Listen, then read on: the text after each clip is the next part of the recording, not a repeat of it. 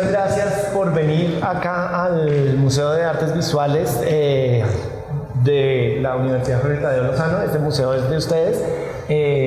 La idea es que esta conversación es parte de una serie de activaciones que hemos ideado con Proyecto Bachué, que ha sido el alma, corazón y vida de esta exposición Aruspices, y que quiero reconocer y agradecerle públicamente. Creo que lo que hemos logrado gracias al interés de José Darío y de María ha sido fantástico, como ustedes lo pueden ver. Y esta es la segunda activación que tenemos los días jueves. La primera fue una súper interesante conversación con los artistas, con Leonel y Carlos. Esta es la segunda, que es un conversatorio sobre coleccionismo e investigación, que nos parece muy importante poder explorar un poco, y por eso contamos con la presencia de muy famoso y aparte de eso muy juicioso Elkin Rubiano, que va a hablar con José Darío. Y no solamente le quiero agradecer a Elkin, quien fue también la persona que propuso esta exposición y que de alguna manera plantó la semilla para que esto se pudiera volver realidad, y de verdad todo el equipo del Espacio El Dorado y del Proyecto Bachué les quiero agradecer. Gracias, Fernando. Muchas gracias, Fernando. Muchas gracias. Bueno, buenas tardes. Muchas gracias por la asistencia. Pues muchas gracias a José Darío.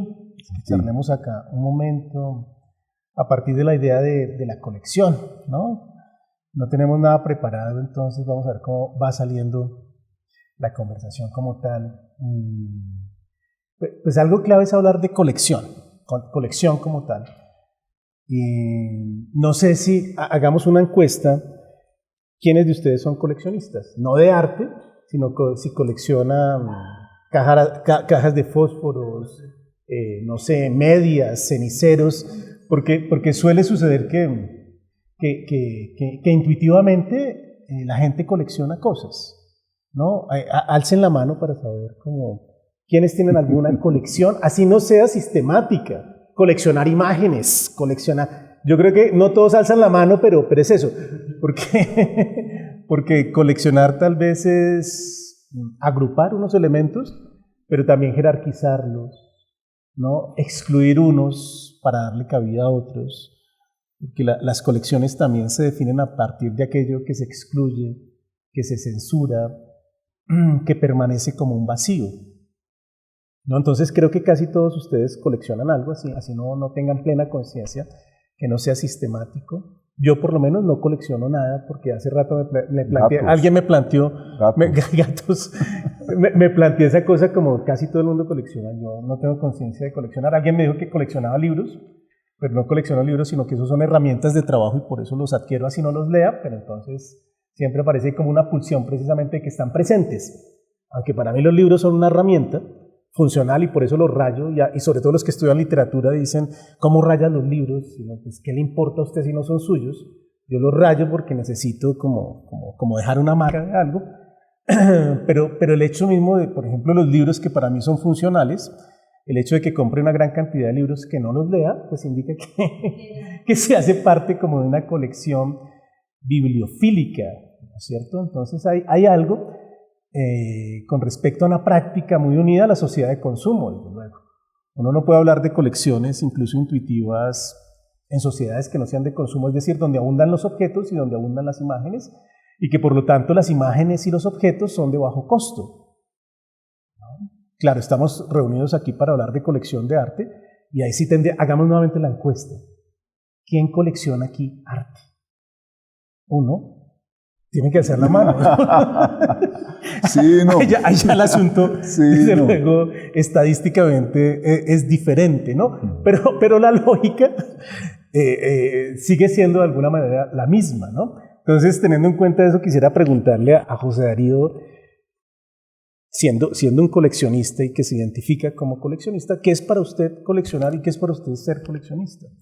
Bueno, dentro de lo que has dicho, has tocado 2 o 3 puntos que creo que me van a ayudar a plantear una posición personal y una razón de ser de lo que se llama el Proyecto Bachué y una razón de ser de estar acá, que es realmente lo más importante, porque como van a ver, esto no es un hecho fortuito, no es un hecho derivado del acaso, sino que fue una construcción que se trabajó, se moduló y se impulsó con una intención específica, donde uno de sus resultados muy concretos es estar acá, tener la oportunidad de discutir ese tema.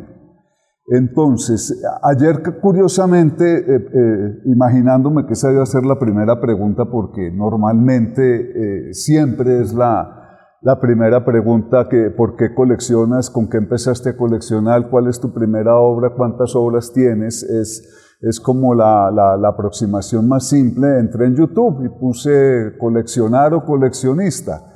Y fíjate que me dio una extensión o una profundización a eso que estás diciendo, y es que finalmente es una patología.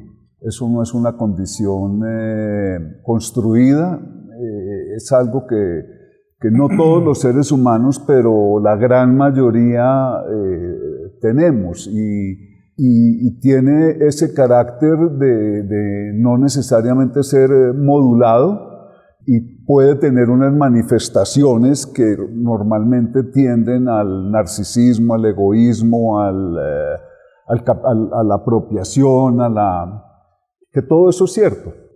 Pero cuando o el proceso se da, cuando comenzaste a coleccionar, pues se resuelve en eso, en un coleccionismo muy infantil, que yo creo que no lo mencionaste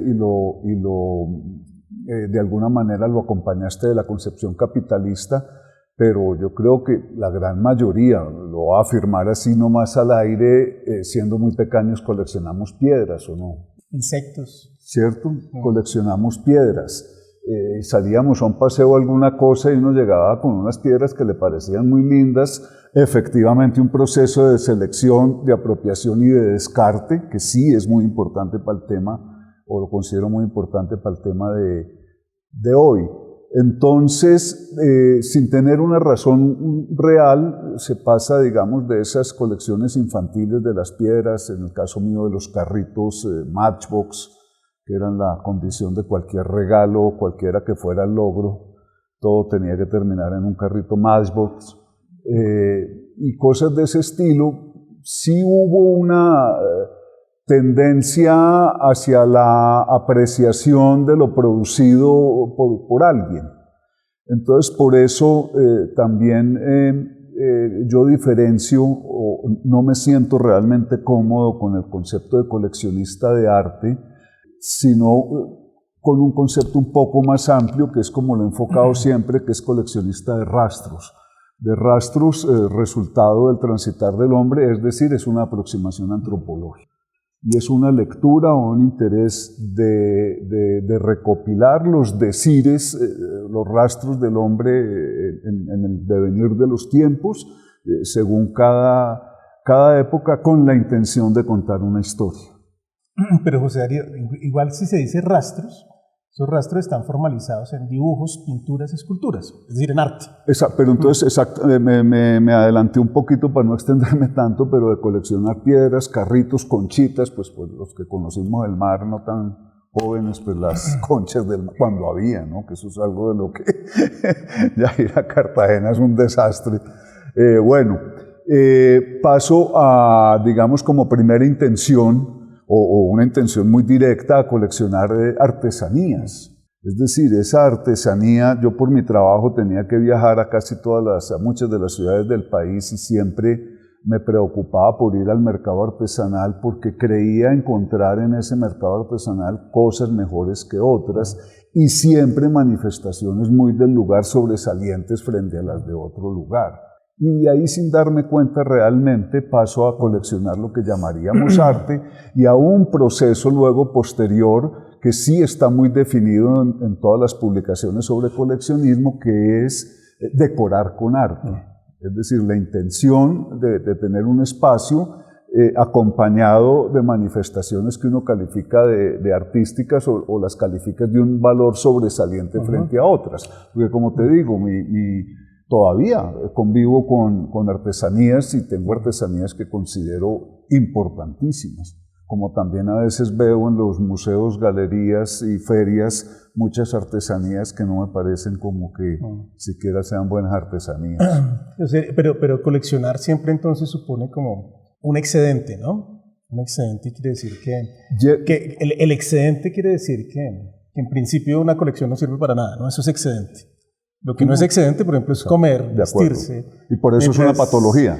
Por eso puede ser patológico, ¿no? Exactamente. Siempre está definida así, y creo que hasta Freud tiene un estudio sobre el coleccionismo que me asustó un poquito, porque por lo que sí, pues fíjate que en alguno de esos videos que entré decían que Freud lo definía como un acto fálico. Pues sí, porque hay una intención de imponer un criterio, ¿no? El video era de 5 minutos, entonces quedé con la tarea de buscar esas lecturas de Freud. Es que hay una distinción de todas formas. Porque sí hay una intención de incidir. Cuando yo decía que lo hacía para contar una historia, entonces ahí es donde me siento cuestionado por esa lectura freudiana. Lo patológico es la división que hay entre la colección y la acumulación, eso es distinto. Lo patológico es la acumulación. Y la acumulación es como el viejito que va en la calle y dice, esta tuerca me sirve. ¿Usted ha empezado a hacer eso o no? No, pero conozco aquí unos personajes, uno presente y otro ausente, un coleccionista, pero ambos presentes patológicos. Un paréntesis, y de pronto llegamos allá, es que también hoy el artista funciona como coleccionista. Tiene que el arte contemporáneo funciona a partir de colecciones, que es lo que hace Leo, por ejemplo, ¿no? Y Carlos también, ¿no? Es decir, es hacer obra a partir de una colección, ¿no? Y todo si vuelven ustedes a mirar todo esto, la captura de imágenes en revistas, la captura de objetos que son las muelas o los cuchillos o lo que son las prótesis dentales, ¿no? Fíjense que todo eso es una colección que no es que puede tener una pulsión. También valdría la pena diferenciar eso, ¿no? Que una cosa es una pulsión y lo otro es una patología, ¿no? Que lo patológico es el acumulador, pero que el coleccionista de alguna manera tiene una dirección y tiene una intención, ¿no? Y ahí se diferencia el asunto de la acumulación por acumulación, porque el que acumula no colecciona. Exactamente, porque pero de todas maneras... No tiene, digamos, un sistema. El coleccionista sí tiene un sistema, o el artista que colecciona para hacer obra ha construido un sistema, sea racional o sea intuitivo, hay algo sistemático, ¿no? Que es distinto a lo compulsivo. Pero ese punto, fíjate, Elkin, que nos ayuda o que llama la atención sobre una de las preguntas permanentes en el medio del arte, en el medio de la apreciación del arte y en el medio del mercado del arte, que esa intencionalidad dentro de un mundo, pues, es decir, resultante capitalista e inevitable, nuevamente nos lleva o invita a hacer esa diferenciación entre esa selección, aprehensión y conservación con un propósito, como lo estás diciendo, que le estás dando un carácter positivo al coleccionista, y luego si lo vemos dentro de la dinámica que nos envuelve todo el día, sobre todo con los medios, es una acumulación capitalista con la intención de generar mayor valor, que es lo que vemos en la totalidad de las informaciones de los medios sociales. Eso es lo que llama la atención, cómo el arte se valoriza, cómo el arte es un medio, sí, para construir valor a partir de la acumulación no la acumulación, la selección y apropiación y sustracción de un mercado que va a tener una ansia tal que luego va a tener una valorización. Entonces, ahí sí, desde el punto de vista personal, es uno de los puntos que yo manifiesto, digamos, como básico de lo que es Proyecto Bachue, que la intención desde un principio en que hay conciencia de que hay un acervo y hay algo que podría llamarse una colección, y una colección que trae unos rastros o unas manifestaciones o unos resultados que pueden decir algo más, no se ha movido ni en ese entonces ni aún ahora sobre las expectativas de valorización o de sustracción del mercado para producir esa escasez y esas dinámicas capitalistas. Entonces, ese sí es un punto muy actual aparte de lo que hablábamos de lo patológico. Es decir, la intención con que se colecciona, o sea, ese título hoy, muy claramente que es mi día a día realmente, cuando yo soy invitado a una feria de arte, soy invitado como coleccionista y resulta que les importa 5. Es decir, si yo les dijera para que me inviten deben venir a ver esta propuesta de coleccionista, no vendrían. Les interesa es el personaje que se siente satisfecho llamándose coleccionista con una intención ojalá patológica de adquirir y de producir resultados en una feria de arte. Y pues dirán, pobre viejecita, pero es bastante frustrante, ¿no? Y tengo una experiencia muy reciente alrededor de eso. ¿En una feria? En una feria, donde lo tengo documentado y luego de haber sido un asistente a ferias por muchísimos años, en la última invitación que me hacen es recordándome que apreciarían mucho que yo comprara algo para recompensar la invitación. Eso pues no lo he hecho público. Pues, ya, es la primera vez. Sí, exactamente. Pero la respuesta la di, pedí respeto y les hice una lista que no me sentía cómodo, pero pues uno tiene que hacer las cosas en algún momento. Les listé, no sé si 40 o 50 galerías a las que durante mi trasegar como visitante de feria les había hecho adquisiciones. Y con todo y eso me dijeron, up to you, decida si viene o no viene.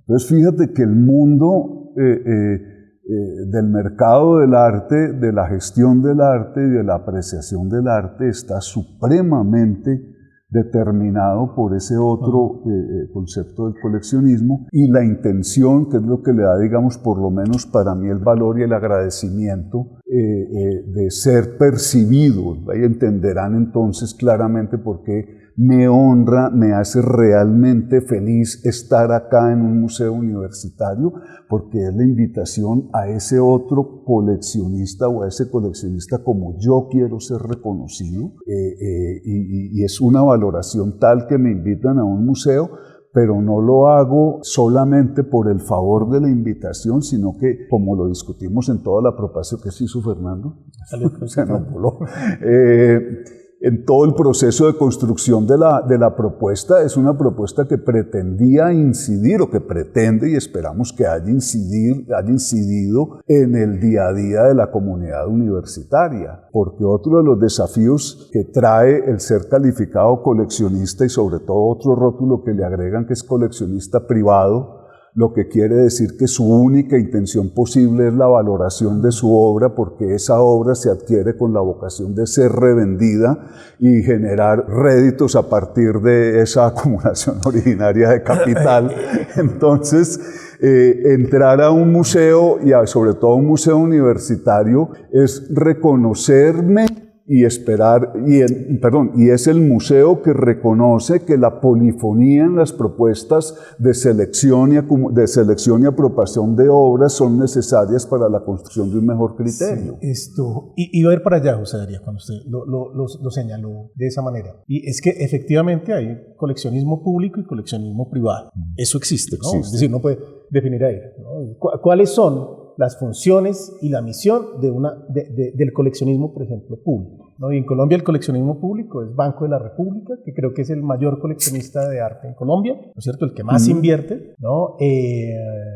No sé qué, el Museo Nacional creo que desde hace tiempo no colecciona, pero digamos que dentro de su función pues estaría exactamente. Coleccionar, ¿no? Entonces creo que hay una función de la colección pública que está unida, por ejemplo, a la construcción de valores históricos y valores patrimoniales, que es fundamental, ¿no? La colección, por ejemplo, de bienes arqueológicos, lo que hace el ICANN. No es indispensable que los huaqueros se hicieran como unas leyes para que incentivaran que aquello que habían obtenido de manera privada se lo vendieran al Estado.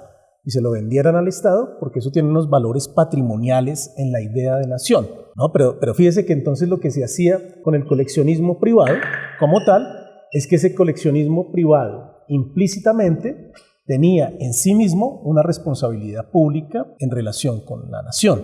Entonces tenemos ahí unos coleccionistas públicos que son instituciones, ¿no? No hay coleccionismo público de orden individual, mientras que el coleccionismo privado es tanto individual como colectivo, ¿no? Entonces hay museos que de pronto uno identifica como públicos pero son privados. El Museo de Arte Moderno de Bogotá, el Museo de Antioquia son museos privados que también se dedican a coleccionar, y ahí nos queda mucho más claro que aunque usted sea un agente privado, la colección que hace tiene una incidencia pública, ¿no? Pensemos entonces en esos dos museos que son emblemáticos, el Museo de Antioquia, el Museo de Arte Moderno, que es un coleccionismo privado institucional. Lo otro sería un coleccionismo privado individual, que sería de alguna manera colección Bachué, proyecto Bachué, sería César Gaviria, sería etcétera, etcétera, etcétera.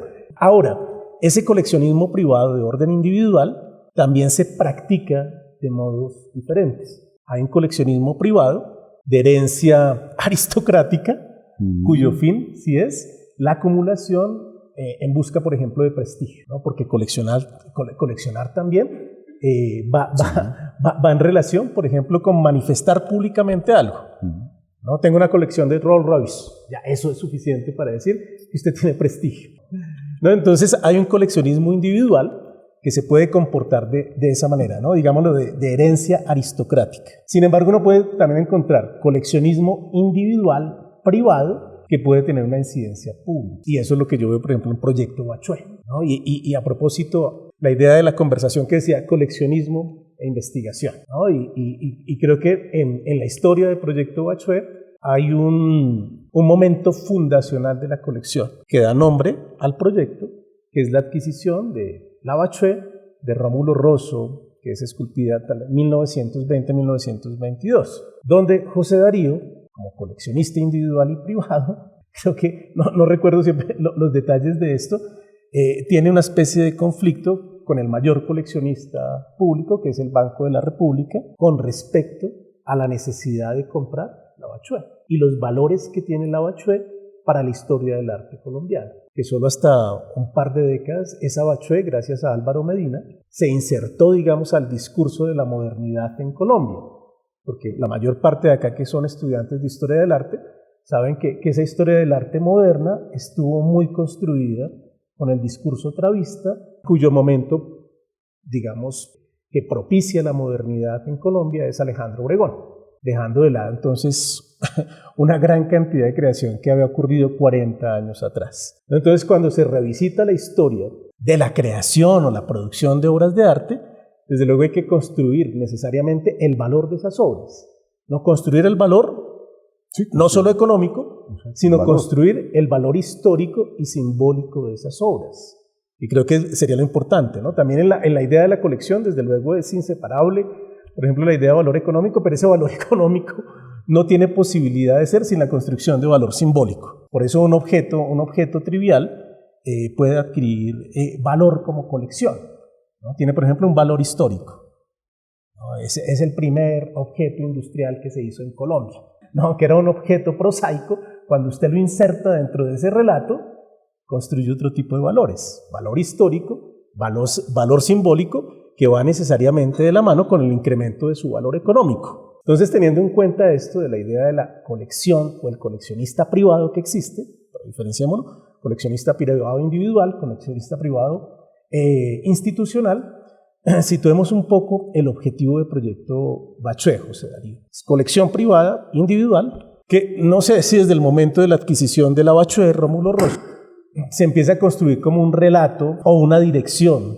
de ese coleccionismo. No, realmente ese carácter que tú señalaste y que lo mencionaba yo al principio diciendo que la actitud de coleccionar arte o estos rastros, como más me gusta a mí decir, eran con la intención de contar un cuento, y siempre hay esa ilusión de contarle ese cuento a alguien, y ese alguien puede ser un visitante que llega a la casa, o cuando antes lo invitaban a uno a hablar de coleccionismo, entonces uno hablaba a partir de esa experiencia personal, y siempre en el entendido de que ese coleccionismo institucional en general, con vocación pública, o ese coleccionismo público, finalmente obedecía a unos momentos, eran determinados bien por unas tradiciones o por unas decires que se mantienen inmutables, que es muy, digamos, muy demandante, muy exigente dentro de mi apreciación del arte, que es el efecto Marta Traba de los años 60, pero sobre todo el abuso que se hace de ese nombre y de esa figura hasta el día de hoy. Entonces, apreciando, digamos, esos grandes maestros que se consolidan en los años 60, yo siempre veía que había algo más y que había unas narrativas que no se estaban contando. Y tú vas a las colecciones públicas y hay narrativas que no se cuentan. Yo celebro, mucha gente no le gusta el nuevo montaje del Museo Nacional porque, pues, es decir, puede que esté atiborrado, puede que sea lo que sea. La sala 1, sí, la de Memoria y Nación. Ya hay como 6, ¿no? Pero la primera atiborrada, pues Memoria y Nación, claro. Pero todas están atiborradas, pero me parecen geniales. ¿Por qué? Porque también hacer un recorrido de kilómetros como lo hace uno en el Louvre es imposible. Entonces, a mí no me choca eso. Bueno, mi casa es parecida, entonces no tengo como mucho criterio, pero uno poder pararse, sentarse o pararse y a medida que recorre una sala, ir viendo distintas visiones, distintas opiniones, me parece que es la realidad de un museo o de una exhibición, de una colección. Entonces siempre sentía que esa ampliación de ese criterio de selección era necesaria y que necesariamente se ha de construir con los coleccionistas privados individuales. De ahí que buscar o generar oportunidades para que esas colecciones privadas individuales tengan una exposición pública, para mí es una oportunidad de consolidar lo que podría llamarse un patrimonio cultural, porque solo a partir de la visibilización y la resignificación y la publicación y el estudio a partir de un acervo amplio se van a construir mejores o se va a redefinir o reescribir mejor la historia, ¿no? Pues, ustedes vienen de historia, ustedes saben que historia pues, es lo que decimos hoy, ¿no? Entonces, no tener espacios para hacer pública un ejercicio privado es una limitación en la construcción cultural. Y por eso nuevamente es que insisto y agradezco esta oportunidad. Bueno, José Darío, pero usted tiene donde exhibir también, ¿no? Ahora vamos para allá. Que es sí, espacio dorado. Bueno, sí, no. Entonces, sí, una cosa tiene que ver con la colección que tiene valor histórico, la que acabamos de mencionar, que por ejemplo va de la mano con la construcción de valor patrimonial, la HUE. Punto. Lo otro tiene que ver con la colección, no del pasado, del valor histórico, sino la colección de arte contemporáneo, en la que el proyecto Bachué también es bastante dinámica, ¿no? Entonces creo que hay criterios diferentes para cuando uno dice en el relato de la historia del arte predominó el discurso travista dejando algunos vacíos y entonces vamos a tratar de cubrirlo, es cuando se mira ya retrospectivamente. Pero cuando usted como coleccionista mira al presente, ¿qué criterios está utilizando? Es decir, coleccionar artistas vivos. La obra de artistas vivos. Exacto. ¿No? Ese es un punto de giro que corresponde o que demanda una respuesta adicional que se concreta en lo que luego se conoce como Proyecto Bachué. ¿Cuál es ese punto? Que miro hacia atrás, evidentemente, y creo que hay ya una selección, un acervo, un inventario que complementa e ilumina determinados periodos del arte colombiano y que será útil para quien quiera indagar y ampliar esas ideas o eso que se ha escrito. Entonces digo, bueno, estoy actuando sobre lo que pasó, ¿qué voy a hacer frente a lo que está sucediendo? Lo que está sucediendo. Finalmente soy una persona de hoy, ¿no? Y se convierte en un desafío tan grande como que me vuelvo, ¿cómo puede ser eso? Me impongo a mí mismo y luego trato de imponer a los demás una responsabilidad sobre la colección del artista activo. Lo siento como una obligación civil, ¿no? Porque tomar decisiones sobre lo que sucedió, tal como también lo he dicho, corresponde más a esa lógica de inversión y de capitalismo que propiamente a la de construcción de valores culturales o patrimonios culturales, ¿cierto? Entonces yo mismo me digo, usted habla contra ese tipo de coleccionista, pero de hecho es uno de esos coleccionistas. ¿Cómo me rompo a mí mismo ese desafío? Es tomar decisiones sobre lo contemporáneo.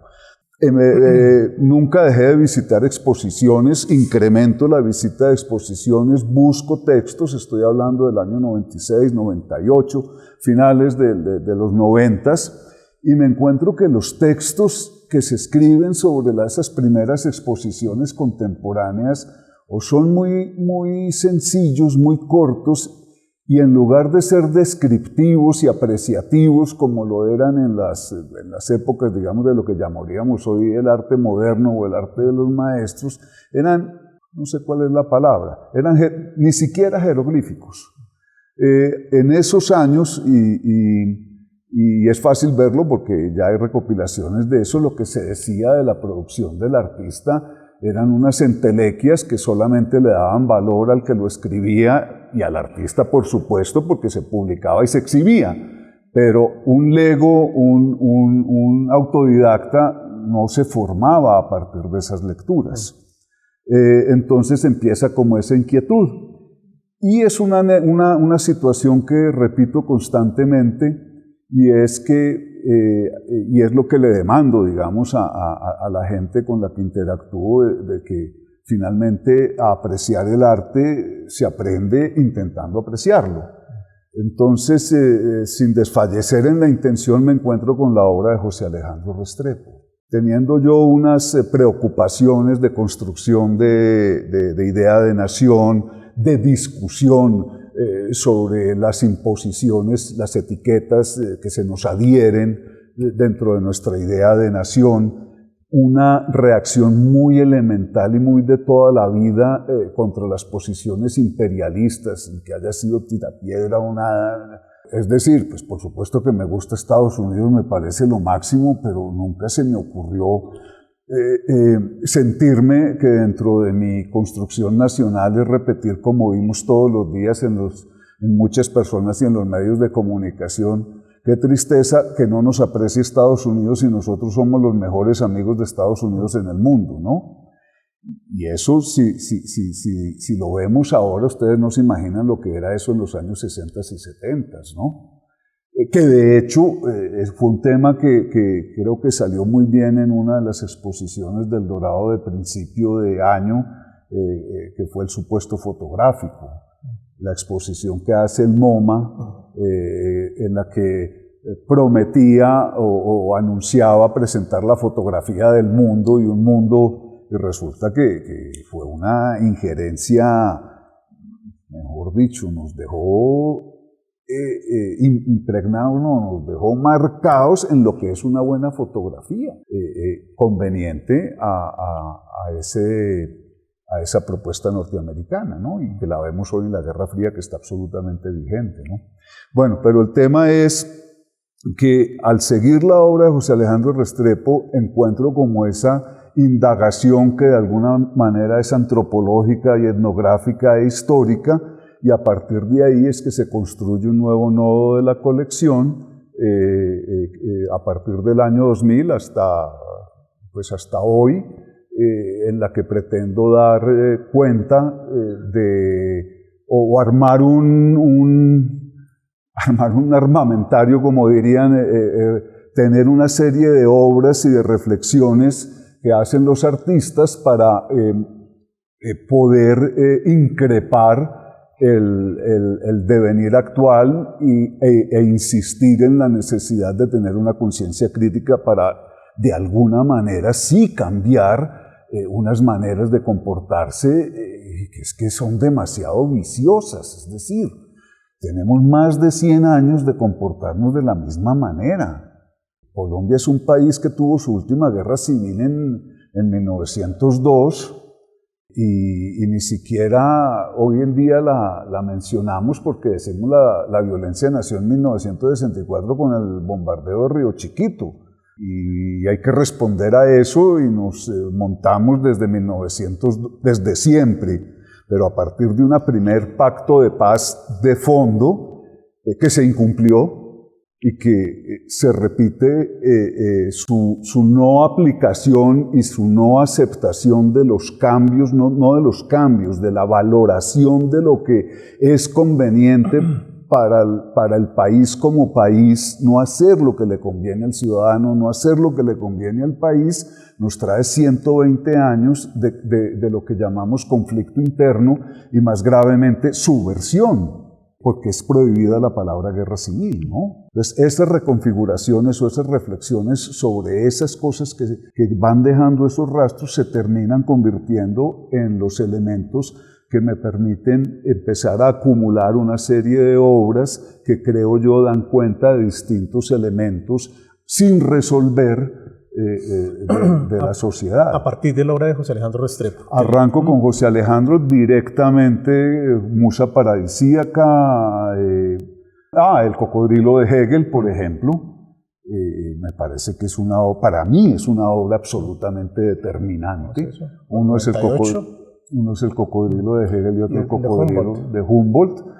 Obviamente para mí, pues habiendo coleccionado arte moderno hasta el año 55, pues ver 2 televisores me pareció una cosa muy rara, pero darme la oportunidad de entender por qué eso se hacía me permitió inmediatamente entrar a tomar decisiones. Bueno, y anecdóticamente, que era una de las primeras intenciones que había en esta exposición, la primera obra contemporánea que yo adquiero para que vean pues el proceso tan sencillo, tan complejo que puede ser cambiar una manera de ver esa actividad, es una obra de Nadine Ospina, también exalumno de la universidad. ¿Qué obra de Nadine?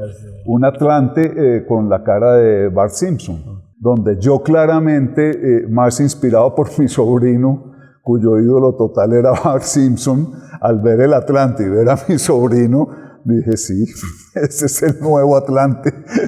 Bart Simpson es el nuevo Atlante porque fue toda una generación, la que haya nacido en el año 85, 90, que fue educada por Bart Simpson y luego fue educada por South Park. Eso bueno, es más, yo soy fanático de South Park.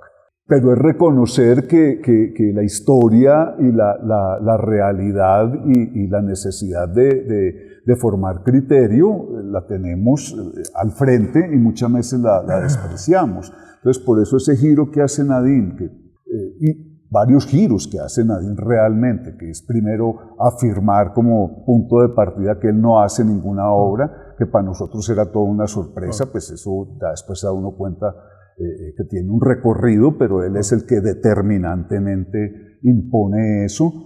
También no lo mencioné, pero obviamente que fui coleccionista de precolombinos, eso viene con la sangre paisa y colombiana, yo creo. Sí, bueno, yo todavía sueño con una mina de oro. La Casa de las Dos Palmas todavía es mi referente. Entonces, ver esa reflexión de Nadine sobre la originalidad, siendo alguien pues, que defendía la originalidad pues como fuera, porque estamos hablando de arte moderno y de óleo sobre tela y de escultura. Entonces, entrar a decir o entender muy fuerte, como lo planteó Nadine, de que los precolombinos finalmente, o la autenticidad es lo que uno quiera creer, ¿no? Y entonces, también anecdóticamente, a partir de esa primera reflexión y luego encontrar la obra de Nadine, empiezo y termina también en la parte que mencionaba Elkin, de investigación en la construcción de un acervo de documentos de descubrimiento y conquista, mapas, libros, revistas, que ayudan y deben ayudar el proceso de formación y de valoración, como hablabas tú ahora, de entorno cultural hacia la producción artística sobre la base de tener esos elementos complementarios que dan fe del lugar de una determinada obra en un determinado momento, lo que publican las revistas, las fotos, los archivos de artista, y sobre todo documentos de descubrimiento y conquista, porque no crean que el tema de las fake news y los... son nuevos. Exacto, es nuevo. Canibalismo en América, ¿no? Una fake news. Bueno, exactamente, ¿no? Que eso, a partir de una iconografía. Pues ¿cómo entiende uno a un Carlos Castro, un Leonel Castañeda, si no revisa los grabados de Debris ilustrando los viajeros de esa época? ¿Cómo, digamos, entiendes la posición imperialista de la que hemos sido víctimas si no ves que efectivamente, por ejemplo, los españoles no documentaron o por lo menos no reproducían, porque era la única manera de tener una información reservada, y los ingleses y los holandeses se empeñaban en robarse esa información para publicarla, pero en el 105% de los casos la información no era fidedigna. La publicaban, pero reservándose o tendiendo hacia un determinado lugar, que es el caso de las denuncias, la leyenda negra de los españoles y de los caníbales, que es una reflexión que la vemos hoy. Los españoles son unas bestias y como tales no tienen la cultura y la capacidad de administrar esas nuevas tierras. Eso nos corresponde a nosotros, que somos civilizados, no las bestias esas españolas y portuguesas, pero tampoco crean que eso allá es el paraíso terrenal, aunque ahora estamos en el tema de encontrar el paraíso terrenal, que está identificado en América. Porque también hay esa leyenda. La primera apreciación de Colón es que aquí está el paraíso terrenal, pero vienen los holandeses y dicen no, allá no hay tal paraíso terrenal. Hay unas bestias españolas que lo único que quieren es oro. Y hay unos indios que son caníbales, hay unos indios que no sé qué, entonces tenemos que educarlos. Entonces, dentro de esa ética protestante, esos grabados y esos relatos de Debris toman un valor importantísimo, donde le documentan a todo el mundo esa incapacidad del español para hacer Entonces, fíjate que cómo entiende uno un collage de estos si no ha profundizado en esa situación de la misión que cumplió la labor evangelizadora en el descubrimiento, en la conquista de América y en la colonia, ¿no? Entonces, ese es como el proceso para entrar en el arte contemporáneo. José Darío, entonces el arte contemporáneo en la colección Bachué por ahí está como mediados del 90. No, 2000, 98, pero es 2000. 2000. Yo la llamo, además aquí para la audiencia que ninguno me entiende, en mi escritura críptica o jeroglífica, yo la pongo Y2K, pandemia. Lo que hay entre el 2020. Sí, pero el Y2K era, el mundo iba a desaparecer en el año 2000. Ninguno de ustedes había... El mundo iba, nosotros nos levantamos el 1 de enero del año 2000 a ver si el televisor funcionaba. Si la casa no había explotado. Como sobrevivientes. Exactamente. José Darío, pero la pregunta era esta. Entonces, 2000 comienza ya la colección de arte contemporáneo, propiamente. Esa colección ya tiene 22 años.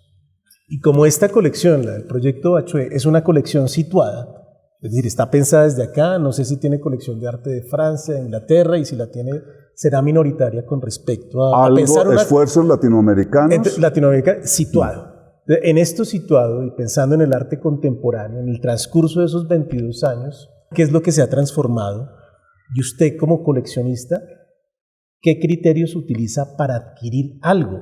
Porque ha cambiado del 2000 al 2020 la producción de arte contemporáneo en Colombia.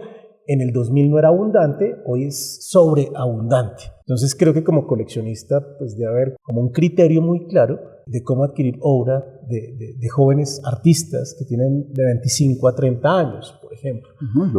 Algo tiene que haber cambiado y usted lo debe conocer muy bien. Entonces no sé si nos da acá una pista de qué ha sucedido en la producción de arte contemporáneo en estos últimos 20 años y qué criterios ha utilizado usted como coleccionista para adquirir obras. Me es muy difícil dar una respuesta porque finalmente uno tiende a ver lo que le interesa. Entonces pretender una amplitud en la observación es falsa. Sí, si me voy a esos inicios donde empiezo a tomar seguridad sobre aquello que quiero, a tomar decisiones sobre lo que quiero, tendríamos que recordar que en esa época estaba muy fuerte el concepto minimalista, no sé cómo podrá llamarse, la línea, la forma, yo lo llamaría minimalista. Me recuerda mucho lo brasileño, donde se exalta, digamos, ese hallazgo del equilibrio, de la sensación. Los años 90 empiezan muy así. No obstante, ya había unos intentos a finales de los 90 de lo que hoy llamaríamos arte contemporáneo colombiano. Bueno, esa es otra historia bien completa. No, me refiero más a un Miguel Ángel Rojas, a un... No, me refiero más a los que en ese momento estaban rompiendo, más experimentales, las instalaciones, por ir a eso, las instalaciones y eso. Ya en el 2000, en lo que tú empiezas a ver que se valoran como los grandes artistas, son aquellos que logran el color, la línea, el equilibrio, la forma, entidades superiores de pensamiento, de placidez, de qué sé yo, que es un poco la crítica que ya anuncié de que para mí entender eso finalmente de pronto no era ni entenderlo, de pronto sí lo entendía y no me interesaba y no encontraba suficiente, digamos, contenido crítico o posiciones críticas, que era lo que realmente me interesaba. Entonces yo como tal no he cambiado. Podría decir que estos 20 años han transcurrido en conformar, en agrupar, en coleccionar y conservar una serie de elementos que me permitan conversar o proponer alternativas o puntos de reflexión sobre aquellos puntos que no hemos resuelto en nuestro devenir como país o como, ni siquiera como país. Yo lo llevo al concepto de América, de que nosotros como americanos no hemos terminado de resolver el relacionamiento con Europa. Ni siquiera lo dejo en una dominación norte-sur, no me preocupa tanto, porque se resuelve con el imperialismo de muchas maneras, pero sobre todo Europa-América, donde uno de los reclamos más importantes sería que parte del problema, al ser resultado de las intenciones norteamericanas, tener un Norteamérica sin una construcción nacional sólida, pues nos hace a nosotros todavía más débiles. No ha respondido. Se me olvidó entonces. Que en el transcurso de 20 años, contextualmente hablando, ¿cómo se ha transformado esa idea de arte contemporáneo en Colombia y qué incidencia tiene la colección o qué criterios se utilizan para coleccionar? Sí, voy a ser más claro sin dar vueltas. Vuelvo y arranco de que de pronto, o sea, la respuesta es: para mí no ha cambiado. Ya. Lo que yo encontré atractivo, que nunca ha sido muy abundante, en esos momentos en que empiezo a tomar decisiones, es lo mismo que yo diría que es la misma inquietud que tengo hoy. Me muevo, digamos, más como el concepto de que yo construyo, digamos, un relato en la cabeza y digamos, y a veces lo pienso así. Un álbum de monitas donde tengo determinados elementos sobre los cuales quiero tener puntos de reflexión. Y entonces a veces encuentro un artista que trata un punto, a veces encuentro otro artista que trata ese punto, bueno, dos con el mismo punto, ya tres no, puede ser la última maravilla en arte, pero si llega tarde al tratamiento de la problemática, llega tarde a la colección. Bien sea que haya sido antes o después, no importa, porque mi interés es tener el punto de reflexión. Y sigo así, y a medida que voy observando, independientemente de la trayectoria del artista, me interesan determinadas maneras en que resuelven eso. Una de las últimas obras, ay carajo, no me acuerdo el nombre, el de Cali, el de la Guerra del Perú, por ejemplo. Bueno, hay un tema que yo tengo muy sin resolver, o una pregunta que tengo muy elemental, y es por qué en Colombia decimos que ganamos la Guerra del Perú y perdimos una tercera parte del territorio, y todavía se habla de la Guerra del Perú. Y en Perú dicen que perdieron la guerra del Perú y creo que duplicaron el territorio. Y si vas más allá, o sea, ¿por qué o sea, es ese punto de crítica al que a mí me interesa, o sea, ¿por qué seguimos repitiendo que ganamos la guerra del Perú? Bueno, y no tanto eso como que la guerra del Perú no es una guerra real por un territorio. El territorio estaba totalmente perdido. Entonces entramos en guerra por un dibujo de un mapa. ¿Sí me entienden? Entonces apareció, o sea, yo no es que haga una lista y digo, tengo que encontrar guerra del Perú, tengo que encontrar no sé qué, tengo que encontrar. No, un día entro a una exposición de un artista jovencitico y tiene un montaje sobre la guerra del Perú que no te imaginas. Que además un dibujante tiene otros elementos que a mí me interesan mucho, que es el uso, la explotación o la extensión de la imagen. Él toma fotos viejas y luego construye todas unas situaciones a partir como de ese punto de partida que es muy yo, ¿no? Yo veo esto y me invento una película, La Macha. Entonces, ese es como el criterio. Estoy dando dos elementos. Uno que corresponde a un hecho histórico de reflexión relativo a la construcción de los valores nacionales, que también me lleva algunas veces a tomar decisiones sobre artistas latinoamericanos, porque de coincidencia me parece que expresan mejor que la mona que ya tengo, la lámina que ya tengo expresan mejor la idea. Como fue el caso de Humboldt, por ejemplo, con Óscar Santillán del Ecuador, la obra esa del brillante y el libro de Humboldt con la tinta lavada. No es una intención tener artistas latinoamericanos, pero terminó convirtiéndose en una necesidad para complementar el relato, porque finalmente estamos, termino entendiendo, esa sí es una evolución posible, de que la problemática no es local, sino que la problemática es meridional, ¿no? Es toda América, y como ya lo dije, si Estados Unidos, que es quien nos determina desde hace mucho rato, no tiene fundamento, ¿qué nos queda a nosotros, no? Una responsabilidad muy grande de hacer el esfuerzo de tener fundamento, y tal vez por eso es que uno a veces ve de parte de las instituciones legítimamente un interés en las manifestaciones latinoamericanas y particularmente colombianas del tratamiento de algunos temas, porque evidentemente reconocen que son temas no tratados, ¿no? Recogiendo lo que hemos dicho, entonces vamos a hablar de colección, después dividir colección pública, colección privada, ¿no? Y dividir que la colección privada puede ser individual o puede ser institucional, y que en algunos casos esa colección privada puede tener una incidencia pública en la reescritura de la historia del arte, en la valorización del patrimonio cultural. Y ahora algo que quisiera preguntarle, como para ir cerrando la charla, es el doble rol de ser al mismo tiempo coleccionista y galerista. Entonces, cuéntenos cómo es eso y qué incidencia, si la tiene todo este ejercicio, tanto en el mercado del arte como en la producción de arte, ¿no? Entonces, la relación entre arte y dinero, mediada por ese doble rol de coleccionista y galerista. Sí, no es una, digamos, una reflexión sencilla, pero es algo a lo que he llegado. Y lo veo natural en el sentido de que, teniendo esa gran ambición, las acciones tienen que ser multivectoriales. Entonces, la llegada a la galería es, no puedo decir que es casual, pero no es buscada, porque es un proyecto que no inicio yo, sino que inicia Valentina, reclamando, como buen joven, de que el papá no hace lo que tiene que hacer, sino que... Entonces la respuesta, es decir, que yo busco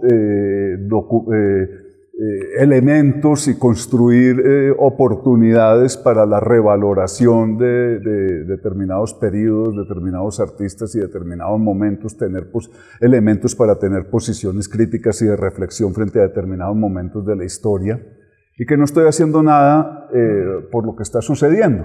Y pues básicamente mi respuesta es que pues no me alcanza el tiempo ni tengo interés. Y ella inicia un proyecto que se llama Espacio El Dorado, y lo inicia con la intención de construir una nueva historia, digamos, o una historia a partir de unos principios, digamos, muy básicos, muy elementales, y tratar de honrarlos, que es el gran desafío que finalmente tiene el entrar en el mercado del arte. O sea, cómo honras unos principios y cómo sigues una pauta si el mercado no te acompaña. Y cómo te das cuenta de que si no eres sensible al mercado, las posibilidades de sobrevivencia son muy limitadas. Inicia ese trabajo y el año pasado a finales pues decide quedarse a vivir en Chile, donde fue a hacer una maestría precisamente, evidentemente muy influenciada por el proyecto Bachué, y es hacer unos estudios sobre Historia cultural latinoamericana. Historia cultural latinoamericana, exactamente, en la Universidad de Chile, porque encuentra que es el sitio de mayor reflexión al respecto de eso. Y bueno, termina amañándose en Chile, la entiendo perfectamente. Razones tan elementales como que pueda hablar por celular en donde esté, tan elementales que puede salir a trabajar a un parque y no le pasa nada, y la última parte de la conversación, papá, me monto en el metro y no me cogen el culo. Me quiero quedar acá. Entonces, yo sí había tenido, digamos, una incidencia o una relación con el espacio El Dorado. Y digo, bueno, pues voy a mirar cómo va eso. Y termino tomando la decisión de dejar el otro negocio que tenía y venirme de tiempo completo para El Dorado. Donde no por eso, pero se reafirma un poco que la intención coleccional se merma, o sea, esa ansiedad de coleccionar se merma, yo diría por dos razones. Primero, porque quiero poner un punto de cierre a la colección, por eso hablaba de entre pandemias, o entre pandemias, porque una era la pandemia digital y la otra la pandemia del COVID, y es una decisión que he tomado, es decir, la colección contemporánea del Proyecto Bachué se reduce a entre pandemias. No quiere eso decir que no entre nada más, porque pues el coleccionista es patológico, entonces pues, pero no hay esa intención. De ahí que digamos no tengo ese afán, entonces no me siento tan comprometido con tomar opciones sobre determinados proyectos en una galería que es directa, netamente y aspiracionalmente comercial, exitosa para quienes trabajamos ahí, exitosa para los artistas, no solamente desde el posicionamiento, sino del dinero. Todos comemos de ahí.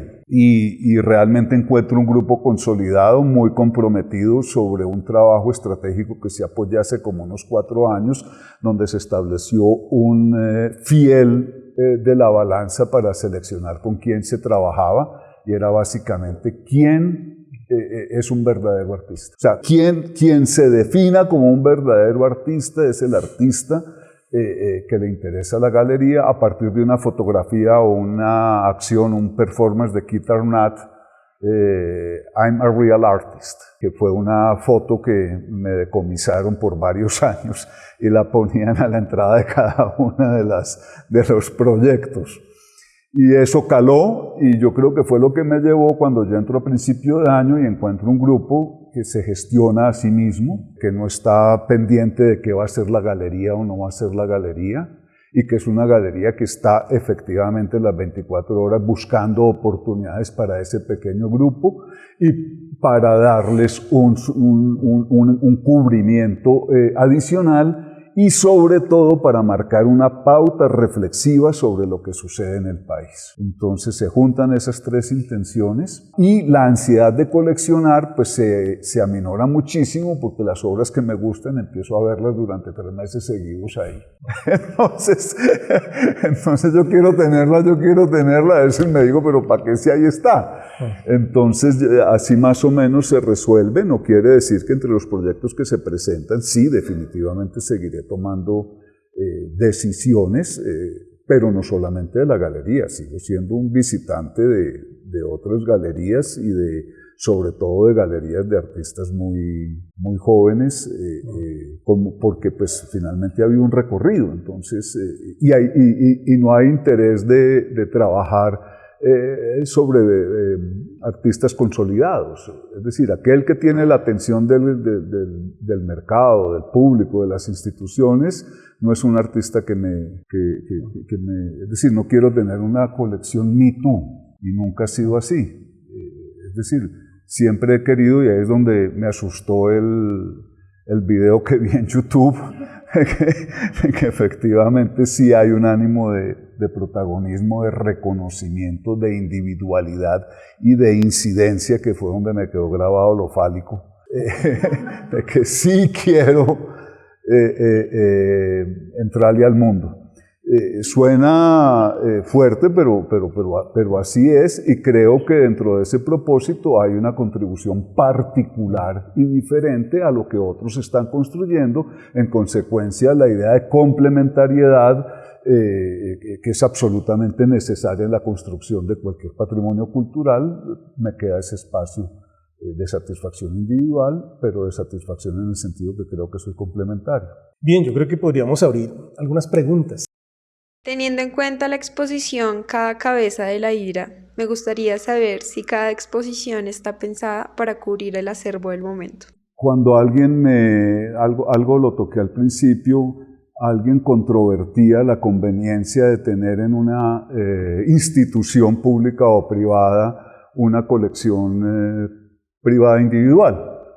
Y mi respuesta en ese momento era que era relativo, porque finalmente no conocía ninguna colección que finalmente, luego de conformarse como colección, no terminara siendo una colección pública, cualquiera que fuera su mecanismo de disponibilidad. Ya que tocas Cada cabeza de la hidra, es un periodo o un núcleo de la colección que dejé de lado, pero que también es, yo creo que importante por el sitio en el que estamos, y que corresponde también a la jerarquización de los medios plásticos o los medios artísticos, que ha sido también una evolución, tal vez ahí sí ha habido evolución, que lo comentaba primero, pasar uno del óleo sobre el lienzo a la instalación no es cualquier cosa, y es una llamada de atención a que finalmente tienes que reflexionar a lo que te guste o no te guste lo que se está produciendo.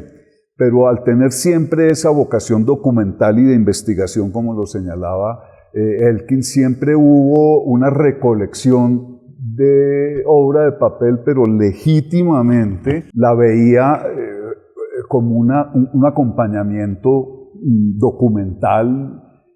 Y sí, digamos, me interesaba y me llamó la atención, afortunadamente a tiempo, por esa característica innata del antiimperialismo. Yo no sé por qué yo desde chirriquitico. Sí, desde chirriquitico. Bueno, yo era de Medellín, imagínense, yo salía a marchar de 7 años, vivo Antioquia Federal. Imagínense, bueno, no sé, son esas atracciones. Entonces sí tuve esa atracción por la producción gráfica y los libros y las revistas, y sí guardé cosas de ese estilo, pero con el tiempo, y es una de las reflexiones que yo invito normalmente, ahora cuando me invitan a hablar, es es decir, la realidad de que no hay medio plástico o medio de expresión inferior. Ese es un gran vicio del mercado. Yo valoro tanto, por decir algo, cuando me preguntan, y obviamente que si vamos al sustrato, digamos, de valor bancario, me dicen cuál es su obra favorita. Si la Bachué, yo dudo entre la Bachué y algunas obras gráficas que tengo, particularmente un María Cano de Taller 4 Rojo, por ejemplo. A mí encontrar esa pieza, fíjense, no fue encontrar la pieza, fue darme cuenta que es lo que hay que tener en cuenta de esas estratificaciones del medio de expresión. La obra gráfica, que se define como un medio para llegar a mayores públicos e ilustrar y difundir y no sé qué, y normalmente regalada y no conservada, que es otra anécdota que hay de términos académicos sobre cómo se debe exhibir una obra gráfica, cómo se debe tener una obra gráfica, termina en que este cartel, porque lo que es un cartel de calle de María Cano, del cual está visto que se imprimieron 3.000 ejemplares, luego de 20 años de ser público y deseado, altamente deseado, habiendo yo cometido el error de creer que era una obra menor y regalárselo a Valentina. Esto es una realidad, estoy requete arrepentido. Uno nunca debe vender nada ni regalar nada. Me doy cuenta de que puede ser el único ejemplar que sobrevive. Apareció recientemente en una subasta de las que están prosperando en Colombia, no otro ejemplar, sino el machote. Es el machote. Entonces volvemos a que no quedó sino una. Y ahí es donde también yo reclamo a veces el valor del coleccionista, ¿no? Coleccionista, como decía al principio, exactamente, es categorizado como un capitalista abusivo, literal, porque pues sí, el coleccionismo es abusivo, por definición, y fálico. Pero si no existe ese coleccionista obsesivo y con esas inquietudes de documentar, de acompañarse con la documentación de determinados periodos, muchas obras desaparecen. Y por eso es que esas colecciones terminan con vocación pública. Entonces, no te respondí la pregunta, pero básicamente no es algo que dependa de uno, sino que depende de la institucionalidad. Porque realmente lo que ha hecho Proyecto Bachué en los años que lleva, digamos, con una intención de incidir y de hablar a partir de una colección que incluye y excluye. Lo mencionó Elkin al principio, porque no pretende darle gusto a nadie, es absolutamente individual. Incluye y excluye. Excluye en algunos casos injustamente, si se va a ver en términos de exhibición, artistas muy consolidados, que su único pecado es estar consolidados, pero los espacios y los recursos son escasos, entonces lo compenso con darle espacio y lugar a artistas no consolidados y no vistos. Y si quieren ver consolidados, pues van al Museo Nacional, al Banco de la República, al Bancolombia, a donde sea, ¿no? Pero realmente, luego de que algo es una colección, la distancia entre lo privado y lo público realmente no es muy larga, y sí ha demostrado Proyecto Bachué la facilidad para su circulación, en el sentido de que se hace todo el esfuerzo necesario para que eso sea posible, y que también cuando entras al coleccionismo institucional, tanto institucional en general, público o privado, y luego al coleccionismo individual, el sentimiento de propiedad y de valor económico es exacerbado y eso impide muchas veces la circulación. Y en Proyecto Bachué pues realmente esos no son los límites es realmente las posibilidades mínimas de tráfico, de circulación. Pero a lo que iba realmente es a que sí está disponible en el sentido de que cada vez hacemos más documentación para efectos de que sea accesible y sea útil a aquel que quiere investigar o aquel que quiere hacer curaduría o aquel que quiere itinerar o lo que sea. Esa es la vocación real y era en la parte en que de pronto hablábamos de investigación y documentación. De que sí, cada vez estamos más cerca de tener un archivo disponible. Bueno, de hecho, estamos ya en un trabajo con la universidad. ¿Público el archivo? Disponible. Eso es, o sea, la preocupación no es si es público o no, en el sentido de que guardar un poquito de reserva atrae de pronto una investigación más dedicada. O sea, la decisión no es que haya una decisión, estamos viendo como ese punto. Por ejemplo, estamos poniendo a disposición de la Universidad Jorge Tadeo un archivo de fotopress, de fotografías de prensa colombianas enviadas al exterior, que está ya digitalizado con 1.200 fotografías con pie de fotos, que es lo que termina siendo el gran atractivo, porque la imagen como tal, pues al ser fotopress, inclusive la mayoría de las veces es vista. Lo que la hace diferente es el titulado o el pie de foto. Entonces le decía yo de que realmente me parecía que podía ser, es decir, que había un concepto de ser inédito, lo que podría llamar la atención de los estudiantes para aproximarse a él. Eso está a un clic de decir público, pero yo ahí donde entramos y reflexionamos, ¿cómo hago que eso sea más útil a un grupo específico? Diciéndoles es inédito, es para esta clase, etcétera, etcétera. ¿Sí me entiendes? Entonces, porque finalmente uno de los grandes desafíos que enfrenta Proyecto Bachué es la falta de investigación primaria sobre lo que ha sucedido en Colombia. Cuando uno visita exposiciones internacionales que hacen revisiones sobre temas que uno sabe que Colombia tiene un protagonismo, Colombia es muy, muy ausente Y la pregunta la manera en que le responden a uno los curadores e investigadores es que no hay investigación primaria. Entonces, desde su lugar de trabajo es muy difícil configurar un guión si no tienen ya un avance en la investigación. Yo tengo una histórica que, imagínate, en Berlín en el año 2010, 2005, es que no hace tanto, se hace una muestra buenísima sobre subversión. Colombia no está. Mentiras, sí está, con unos videos que aporta una cinemateca francesa de la grabación del bombardeo a Río Chiquito en el año 64. Esa es la única obra que hay de Colombia sobre subversión en el año 2006, 2008, 2010. Entonces, ¿cómo en un país que se define enfrentar un fenómeno de subversión por un siglo? Es que hay que leer bien a Álvaro Uribe. Álvaro Uribe dice y no aceptó y odia a Santos porque Santos aceptó la palabra conflicto armado, guerra civil. Ese es el odio que le tiene Uribe a Santos, no es más. Esa es la traición, porque él está empeñado en que la última guerra que sucedió fue la de 1902 y de ahí para adelante son unos subversivos, pues que hay que fumigarlos, porque ¿qué más?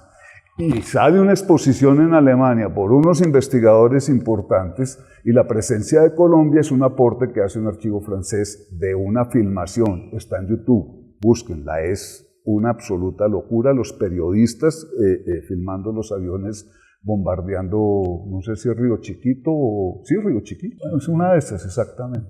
Entonces, esa es una de las grandes misiones, tener la disponibilidad de los materiales y de las obras. ¿Alguien más? Adelante.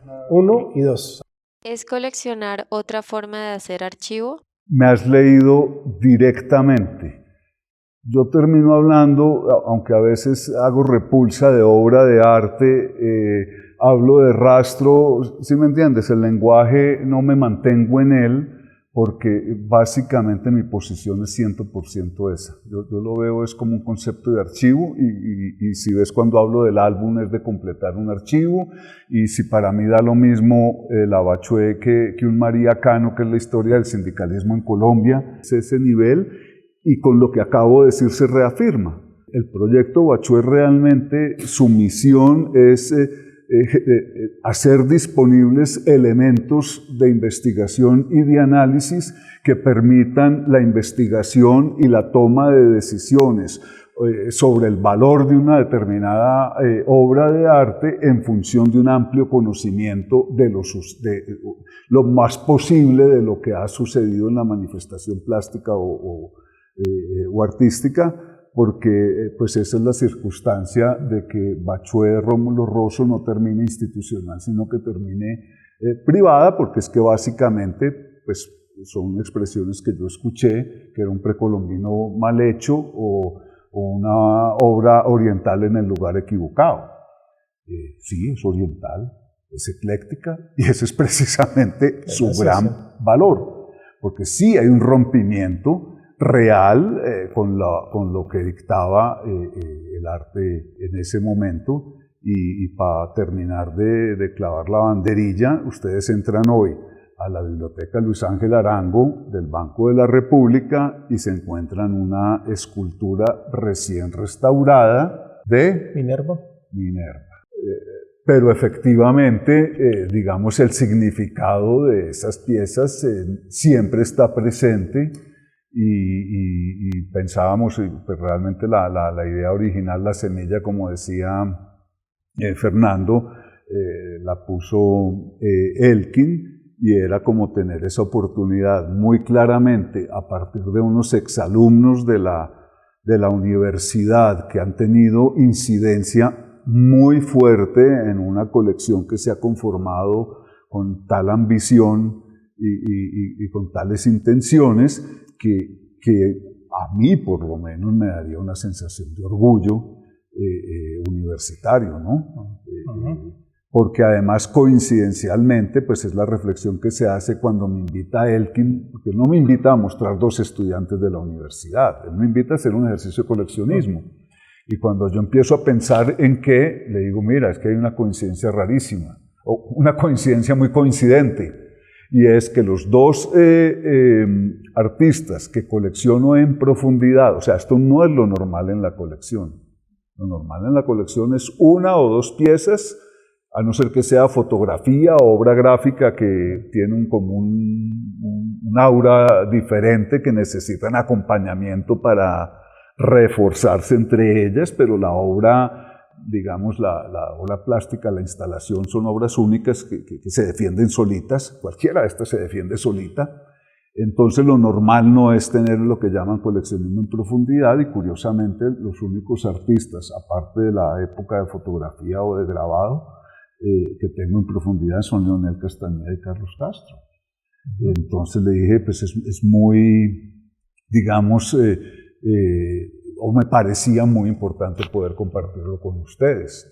A mí me parece que es un hecho importante para la universidad, para su facultad. No sé si alguien quiere hablar de la exposición. Tú, o preguntar. A ver, dale. ¿Por qué el interés en el arte colombiano en particular? Tiene un punto de partida que algo esbocé, que no es gratuito, y es que soy antioqueño. Creo que se nota en varias de las maneras de comportarme. Además tengo la gran ventaja de haber salido tempranamente de Medellín, con el ADN absolutamente estructurado, lo que me dio lo muy bueno de esa cultura y me alejó de algunas cosas que considero muy malas. Es muy clara la endogamia y la persistencia de esa endogamia, me parece fatal, me duele como antioqueño la poca capacidad que han tenido y que tienen en general para abrirse al mundo. Pero parto de ese arraigo antioqueño que es totalmente coincidente con lo que se escribió allá en los años 20 sobre la Bachué, cuando los intelectuales colombianos ven la Bachué publicada en el periódico El Espectador, sacan una oración a la madre Bachué y dicen: hemos escuchado la llamada de la tierra. Y uno como antioqueño nace conectado con el ombligo en la tierra. Uno pues cree que los hombres salen de la tierra. Hay un elemento biográfico adicional, y es que mi abuelo fue el recopilador del folclore antioqueño. Entonces sí son de esas cosas que rumbaban en la casa, los libros del abuelo, el que recopilaba las trovas, los chistes, las leyendas, los personajes, las cosas. Entonces yo salgo de ahí a ver, que es una anécdota total, me va a servir para... con mi mamá, que colaboró en la Segunda Bienal de Coltejer, y con ese, digamos, ese ambiente tan raizal, podríamos decirlo, me lleva a ver el día anterior que abrieran esa Bienal, que fue una absolutamente locura, récord mundial de visitantes.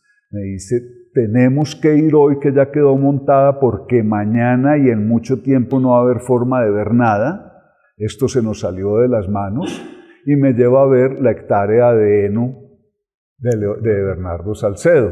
No iba a contar la anécdota para no extenderme mucho cuando me mencionaste a Bernardo Salcedo, pero fíjate el trauma que me quedó. Tenía 10 años.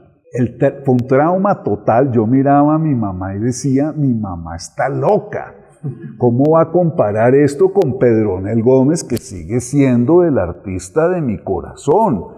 Cero investigado, cero puesto en lugar. Y no, y 40 años después, nada más, 50 años después, lo considero un artista determinante, y es hoy mi periodo de interés. Por eso también no tengo tanto interés en la producción contemporánea, porque mi periodo de interés son los años 70. Arte conceptual en las distintas manifestaciones en los años 70, no solo en Colombia, Latinoamérica, sino en el mundo.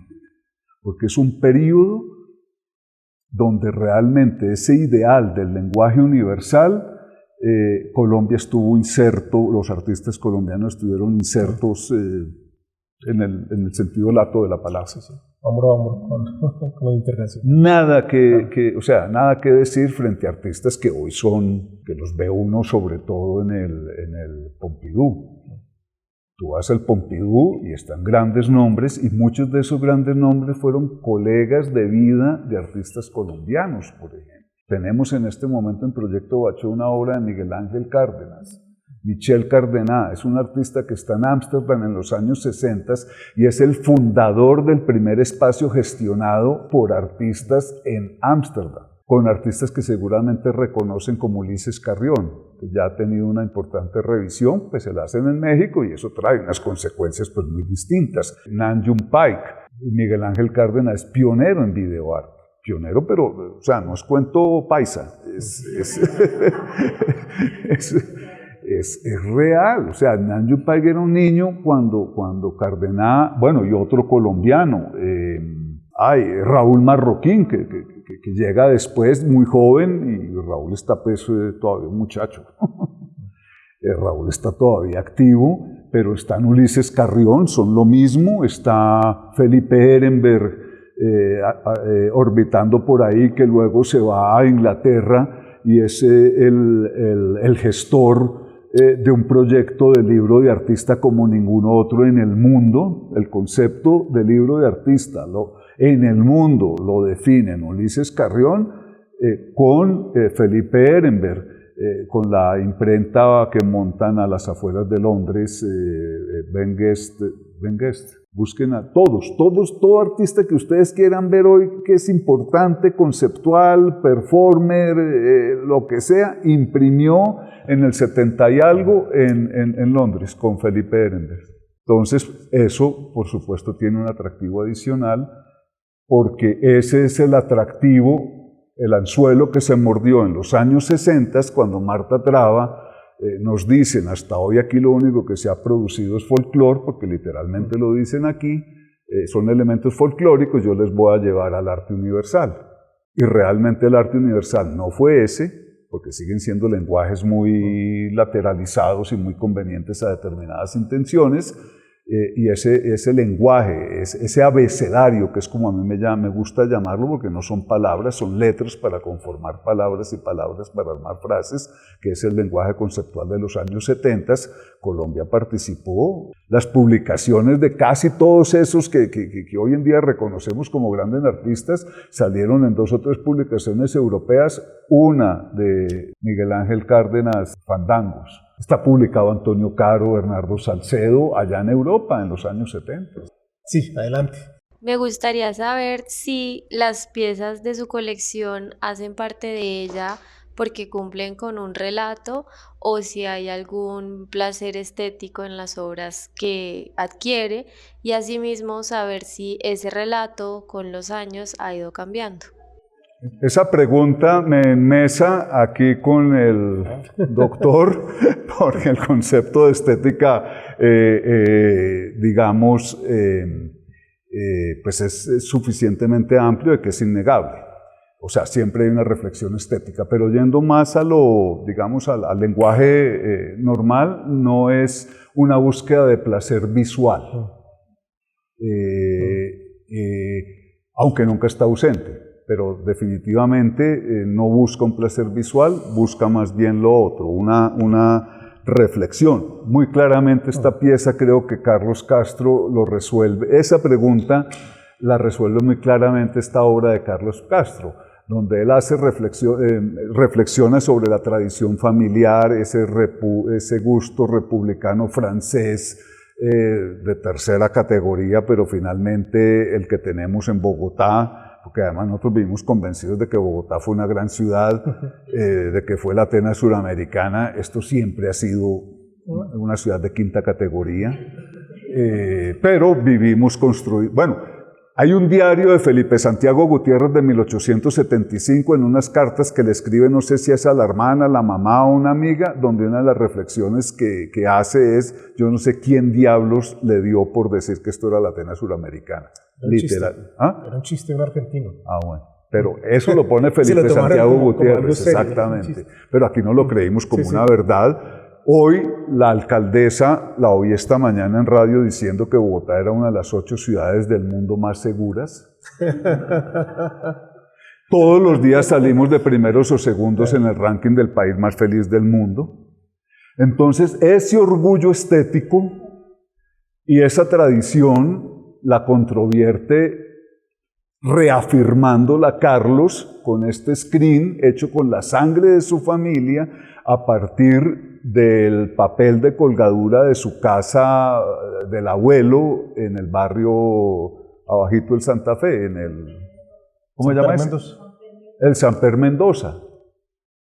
¿Cierto? Entonces, evidentemente, Carlos particularmente, trabaja mucho sobre esa estética francesa o republicana nuestra, pero cuando tú sabes, te das cuenta y huele a sangre, definitivamente no hay un placer sensorial, por el contrario.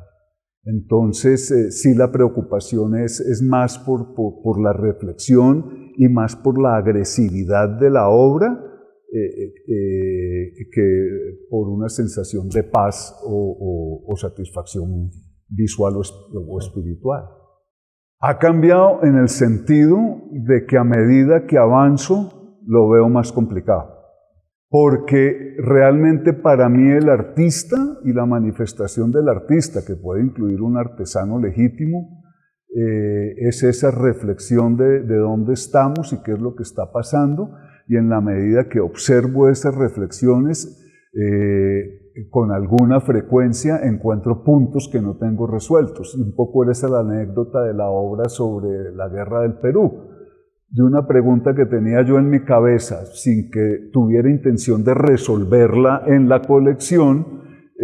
Cuando encuentro esa obra, por supuesto que vuelvo sobre el tema, a ver cómo es el tema de la guerra del país, del Perú, y termina uno, es decir, como con más necesidad de saber la verdad, ¿no? Entonces cambia, no sé si para bien o para mal, pero se agudiza. Porque esa es la labor que yo reconozco en el artista, y es el artista que me interesa, el que está indagando sobre problemáticas que otros no ven. ¿Cuál cree usted que es la obra que falta por hacer? ¡Anda! No, yo creo que no se trata de una obra de arte en su sentido lato. Hoy particularmente y sobre todo en los últimos 6 años hemos estado frente a un desafío que es absolutamente increíble que no se vea de esa manera, y es la aparición, o sea, los elementos están tan claros como que existe un acuerdo de paz, que el que se lo haya leído tenga la tendencia política que tenga. Yo no creo que tenga ningún elemento que descartar para que efectivamente nos conduzca a ser un mejor país. Esa yo creo que es la gran obra de arte que falta, que se ponga se aplique el acuerdo de paz. Critiqué mucho y sigo criticando la campaña de Petro, por ejemplo, cuando hablaba de expropiación. ¿A qué habla de expropiación si el punto 1 del acuerdo de paz resuelve ese punto de la tenencia de la tierra, sin necesidad que sacar leyes ni nada? ¿Sí me entiendes? Entonces es una voluntad política de aplicar una receta que conocemos, y día en el cual para mí los artistas, los que a mí me interesan, van a perder el oficio. Bueno, por ahí salió el juramento sobre Dios, una constitución hecha en el 91 que todavía toma a Dios como fuente suprema de toda autoridad, como decía la Constitución del 86. Eso no cambió. A mí se me había olvidado y volví a las fuentes. Y resulta que esa es la fórmula que todavía mantenemos. Hoy alguien ponía en Instagram la carta de credenciales de Benedetti a Maduro. Búsquenla, si se quieren vomitar. Increíble, y por lo que vi ahí en la discusión, pues parece que no es un tema de estilo, sino que es una fórmula sacramental que existe en las cancillerías para presentar credenciales. Pero búsquenla de verdad, para que vean que realmente, y todos esos elementos están en ese acuerdo. O sea, ese acuerdo pues tendrá muchas maneras de leerse, pero las básicas no tienen duda. ¿Usted cree que debería haber más coleccionistas de arte en Colombia? Hay una carencia de compradores de arte que es necesaria en cualquier sociedad, porque si partimos de que el artista es un pensador, yo veo más la producción artística y afortunadamente hoy las escuelas de arte más orientadas hacia lo humano y hacia la filosofía que propiamente al quehacer, eso obviamente sale a la discusión permanentemente, pero yo creo que el que es artista lo es porque no tiene otro camino, diría yo, en el sentido de que no se le da al mundo de otra manera, ¿no? Está como condenado. Bueno, que era un tema que mirábamos vuelvo y le hago la cuña a Espacio El Dorado. El proyecto de la vez pasada lo hacíamos sobre el mito de Sísifo, de que estamos condenados, y el artista está condenado. Cómo lo resuelve es donde aparece, digamos, la razón de vivir, porque lo que ve uno muchas veces es como ese sufrimiento y ese relamerse las heridas, pues que la única situación que le deja es el suicidio, ¿no? Pero precisamente el mito de Sísifo lo que invita es a reconocer la condena y a partir de esa condena construir una vida de... Entonces, el artista va a vivir de la venta de sus obras necesariamente. No creo de ninguna manera en el crecimiento de las subvenciones oficiales al arte, de ninguna. No creo en la existencia de un Ministerio de Cultura, por ejemplo. No me parece que esa sea la ruta para ir a esa discusión que se dio hace casi 20 años ya, ¿no? Hay una distinción ahí entre colección y sponsorización. Y se necesita coleccionistas porque se necesita generosidad de las instituciones y sobre todo de los entes privados para favorecer la circulación del arte. La circulación de la venta, se necesita no la financiación, que es distinto. Exactamente, pero sí, exactamente, pero también gente que compre y coleccionismo hace falta. Mira, el valor, eso ya entrando en términos de mercado, y que es un poco lo que veo yo ahora y las oportunidades que veo, y por eso estamos empeñados en El Dorado, en insistir, y sabemos que el sol va a alumbrar.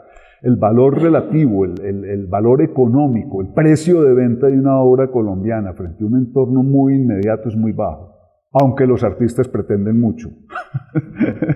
¿Sí me entienden?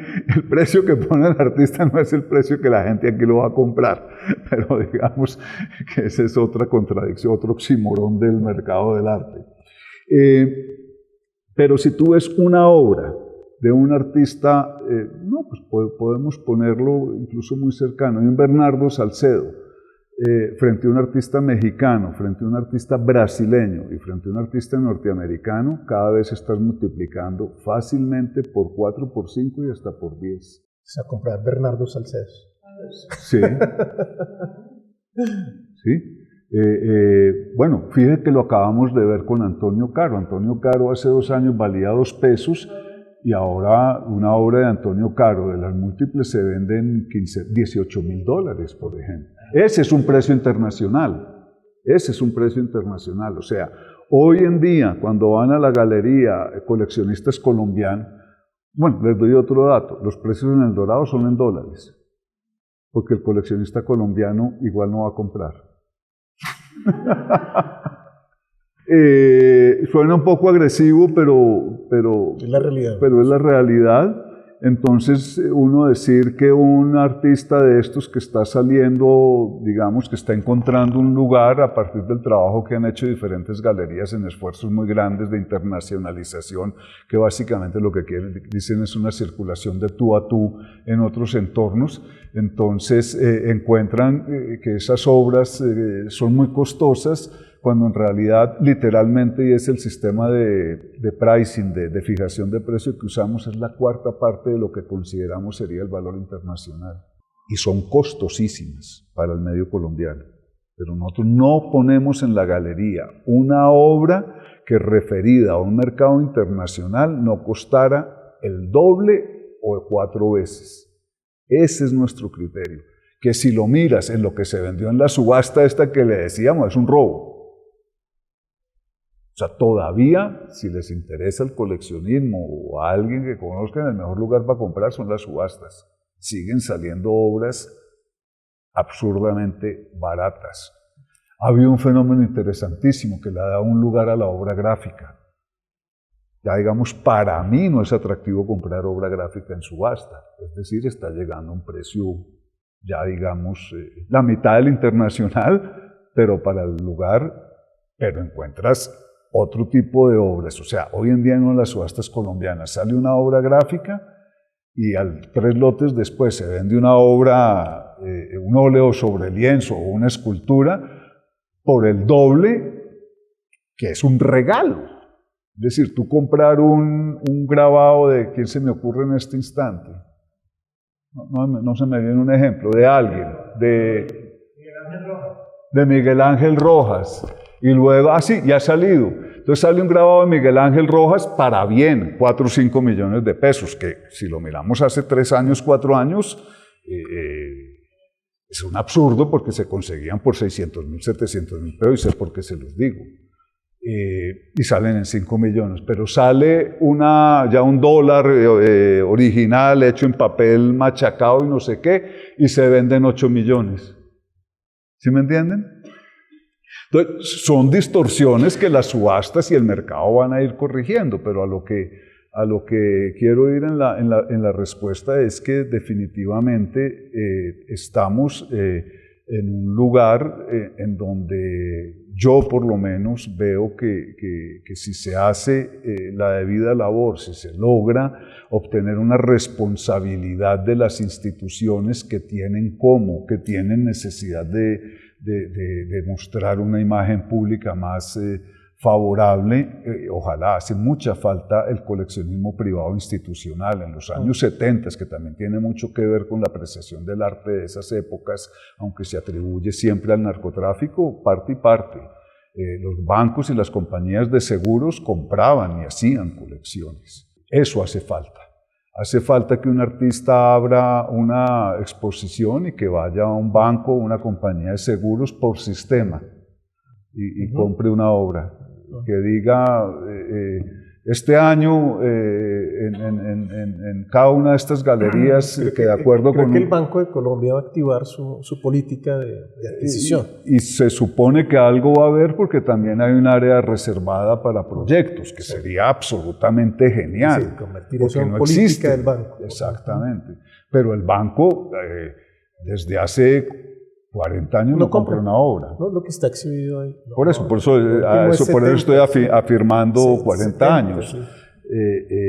Pero fue una colección importante. Y lo otro que veo, porque también hubo un fenómeno en que los bancos apreciaron esas obras ni siquiera como objeto decorativo, sino como activo fijo. Entonces mandaron a hacer el avalúo del Obregón que había a la entrada del edificio y valía 500 millones de pesos y lo metieron en un depósito. Y luego mandaron a hacer el avalúo del Botero que había en Presidencia y valía 1.000 millones de pesos y dijeron, no, aquí no sobra el presidente que se lo lleve, lo guardaron en un depósito. Entonces Bancolombia, por ejemplo, sacó todo eso de las oficinas y lo puso en un sitio aquí en San Martín, que era una colección más completa que la que vemos hoy. ¿Cuál es la buena noticia?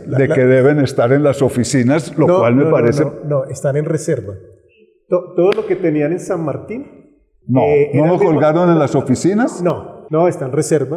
Pero usted, ¿cómo puede ser el presidente del banco más importante de Colombia y no tener el mejor Obregón que existe en Colombia ahí a la entrada donde van a llegar sus visitantes? Si ven, más bien esa es la respuesta. Ese coleccionismo se hace falta. Una institución que efectivamente se sienta orgullosa de tener unas oficinas y un entorno de trabajo debidamente decorado, con una construcción de valor adicional, y que no sea el criterio de decisión el riesgo de que pase la señora a los tintos y lo corte con un cuchillo porque amaneció neurótica. ¿Qué le pasa a ese cuadro si lo cortan? Digo yo, lo restauran, queda igualito, vale más, vale menos, ¿el banco lo va a vender? Bueno, lo ves en las universidades, recogieron, los Andes tenía unas obras por ahí regadas y de pronto resolvieron que eso era una colección y las reservaron. No, tienen que estar Hicieron el circulando, catálogo, pues tienen los que estar... estudiantes de Historia del Arte hicieron el catálogo de las obras de los Andes. Por eso, pero... No, pues que viene la reflexión tan elemental. Ese cuadro lo cortan por un accidente, no digamos. O le cae, se rompe el techo como aquí en el museo. Y daña al Hijo de agua. Dios. ¿Ah? Y daña al Hijo de Dios. ¿Qué le va a pasar al Hijo de Dios? Queda más bonito. Porque ese también es otro tema, ¿no? De que a las obras no les puede pasar el tiempo. Pero salgamos de ahí. En el Banco de Colombia hay 2 obregones que ustedes no han visto y que debería ser de 2 metros por 2 metros en óleo. No sé cuántos kilos de óleo tiene eso. Maravilloso. ¿Ese no es el que está en la entrada? No creo. Estaban... No, ese es feo. No, ya sé. El azul, ¿no? No, ese es feo. No. Bueno, no, pero la respuesta yo creo que definitivamente sí se necesita. No, es una reflexión, digamos, básica. Ese Obregón lo cortan, lo restauran. Para el público que lo está viendo es exactamente el mismo. ¿Pierde valor? ¿Cuál valor si no se va a vender? Porque su vocación es estar en la presidencia del Banco de Colombia. ¿Sí me entiendes? Ese es su lugar. Luego lo pasan al Museo del Banco de la República o al Museo Nacional. ¿A quién le importa que esté cortado por detrás? ¿Sí me entiendes? O sea, entonces es esa consideración del cuidado. No, por eso te digo. No, ese es el mural de aquí que estaba en San Martín. Yo ni lo hubiera desmontado. No. Todos ustedes están muy chiquitos para entender lo que voy a decir. Eran los obregones que compró Jaime Miquelsen para tener en su oficina. A Jaime Miquelsen le decían el Águila. El Águila porque era correspondiente a su nombre absolutamente rapaz, orgullosamente rapaz, y se compró los 2 mejores obregones del mundo y los tenía en su oficina, razón por la cual me imagino que también están un poco quemados conceptualmente, pero deberían estar en un sitio público, porque finalmente son del Banco de Colombia y si decidieron conservar esa marca no están tan desagradecidos con la marca. Para volver a anécdotas, no. Sacaron la edición Ron Medellín Botero. No, mire lo que es el ser paisa. ¿Sabe cuánto le redituó eso? Porque yo fui a la ceremonia de entrega del cheque de la fábrica de licores al Museo de Antioquia por el royalty que producía la edición especial Botero Cuando cumplió 80 años. Exactamente, iba a decir hace 8 años, pero entonces hace 10 años, iba a decir 8. Hace 10 años, exactamente, que fue la última vez que vino a Colombia. Y fue a acompañar la entrega del cheque de la fábrica de licores al museo por los royalties de la botella Ron Medellín Añejo Botero. ¿Cuánto era? Digan, hace 10 años, tampoco pues para que digan ¿En ahora. dólares? No, en pesos, porque el cheque está girado en pesos. 1.000 millones de pesos. No importa, pero los paisas colaboran de la manera que les gusta, ¿no? Pero es que yo sí me fui de para atrás. En 4 meses vendieron tanto ron Botero porque era Botero, no porque fuera a ir plata al museo. Y el museo entregó, la fábrica de licores, como regalo a los 80 años de Botero, hace la edición y le entrega un cheque de 1.100, 1.000 no sé qué millones de pesos al museo. Hace 10 años, sí. Bueno, no. Nuevamente, mil y mil gracias, Fernando, mil y mil gracias, Elkin, mil y mil gracias a ustedes.